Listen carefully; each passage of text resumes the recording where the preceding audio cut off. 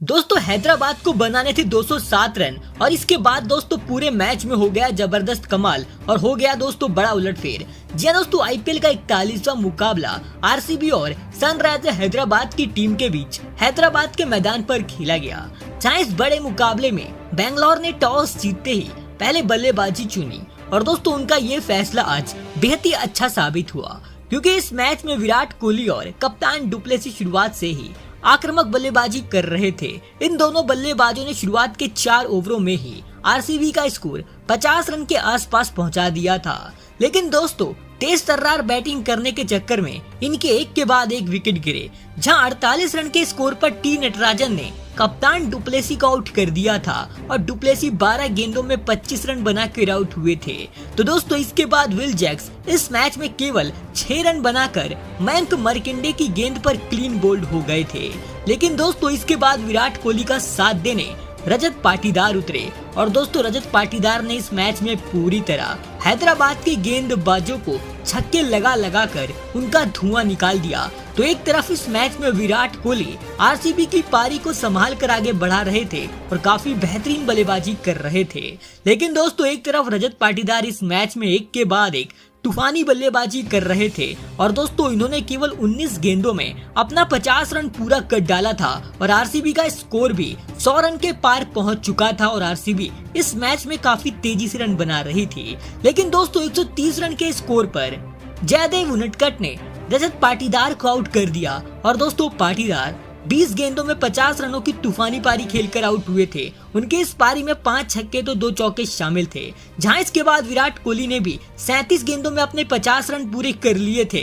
लेकिन 50 रन पूरे करने के बाद वो भी जयदेव उनडकट की गेंद का शिकार बने और वो 51 रन बनाकर आउट हुए। जहां इसके बाद दोस्तों आरसीबी के धड़ाधड़ विकेट गिरे। लेकिन दोस्तों कैमरन ग्रीन ने आखिरी में कमाल की बल्लेबाजी करी और उन्होंने 20 गेंदों में 37 रन बनाए थे और दोस्तों आखिरी में आकर दिनेश कार्तिक ने 6 गेंदों में 11 रन बनाए और दोस्तों इस तरह आरसीबी की टीम पहले बल्लेबाजी करते हुए 206 रन बना पाई थी 7 विकेट के नुकसान पर। जहां इस मैच में हैदराबाद की तरफ से जयदेव उनडकट को 3 विकेट हाथ लगी थी तो नटराजन ने 2 विकेट चटकाए थे और पैट कमिंस और मयंक मर्कंडे को भी एक विकेट हाथ लगी थी।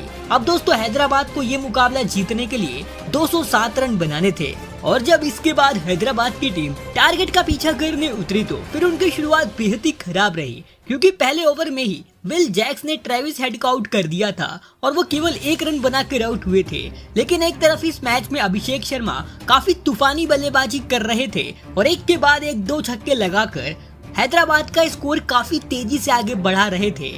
लेकिन दोस्तों इस मैच में आरसीबी की गेंदबाजी भी काफी कमाल की हो रही थी, क्योंकि 37 रन के स्कोर पर यश दयाल ने अभिषेक शर्मा को आउट कर दिया और वो 13 गेंदों में 31 रनों की तूफानी पारी खेलकर आउट हुए। जहां उनके आउट होने के बाद अगले ही ओवर में सुपनील सिंह ने माकरम को आउट कर दिया और वो 7 रन बनाकर आउट हुए। तो इसके बाद दोस्तों विस्फोटक बल्लेबाज एंड्रिक क्लासन को भी उसी ओवर में सुपनाल सिंह ने आउट कर दिया था और क्लासन 7 रन बनाकर आउट हुए थे। जहां इसके बाद दोस्तों हैदराबाद के विकेटों का गिरने का सिलसिला जारी रहा, क्योंकि इसके बाद करण शर्मा ने नीतीश रेड्डी को क्लीन बोल्ड मार दिया था और वो 13 रन बनाकर आउट हुए थे।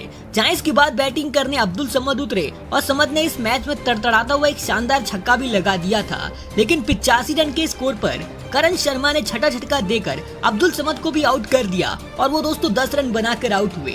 जहां इस मैच में दोस्तों हैदराबाद की पूरी तरह हवा निकल गई थी आरसीबी के आगे। लेकिन इसके बाद बल्लेबाजी करने कप्तान कमिंग्स उतरे और दोस्तों कमिंग्स ने इस मैच में पूरी तरह हैदराबाद की उम्मीदें जगा दी थी, क्योंकि वो इस मैच में एक के बाद एक ताबड़तोड़ छक्के मार रहे थे।